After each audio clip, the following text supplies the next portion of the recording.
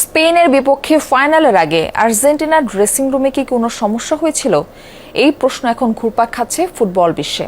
কারণ ম্যাচ শুরুর আগে ড্রেসিং রুমের সামনে লিওনেল মেসির দলের সাথে কথোপকথনের একটি ভিডিও ভাইরাল হয়েছে, যেখানে মেসিকে বারবার দলকে শান্ত থাকতে বলছেন সবকিছু ভুলে খেলায় মনোযোগ দিতে।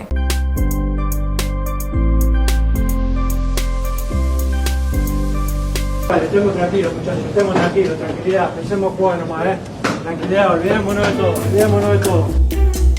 গাইস শান্ত হও, সবাই শান্ত হও, চলো সবাই শান্ত থাকি। গাইস চলো শান্ত থাকি, চলো খেলার কথা ভাবি, শান্ত হও। চলো সবকিছু ভুলে যাই, ঠিক আছে? চলো খেলি, শুধু খেলার কথা ভাবি।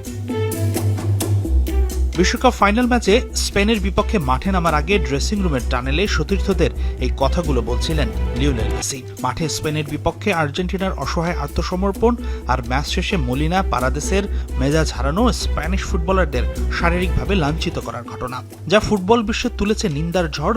ফাইনাল শেষ হবার 2 দিন পরও যা বহুল চর্চিত ঘটনা। এমন সময় মেসির এই টিম টকের ভিডিও উস্কে দিয়েছে নতুন বিতর্ক। কেন মাঠে নামার আগে দলকে বারবার শান্ত হবার কথা বলছিলেন মেসি? কি ভুলে খেলায় মনোযোগী হবার কথা বলছিলেন দলটির অধিনায়ক? সেই প্রশ্ন এখন ঘুরছে সবার মনে। মেসির এই কথাগুলো দলকে উদ্বুদ্ধ করার জন্য বলা হয়ে থাকতে পারে, কিন্তু সেখানে এতবার শান্ত হবার কথা বলা হয়েছে কেন?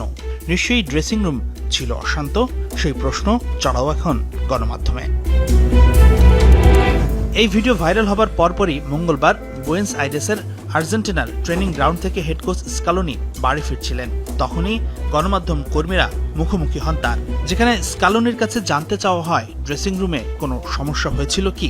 তবে স্কালোনি ভিত্তিহীন বলছেন এই দাবিকে।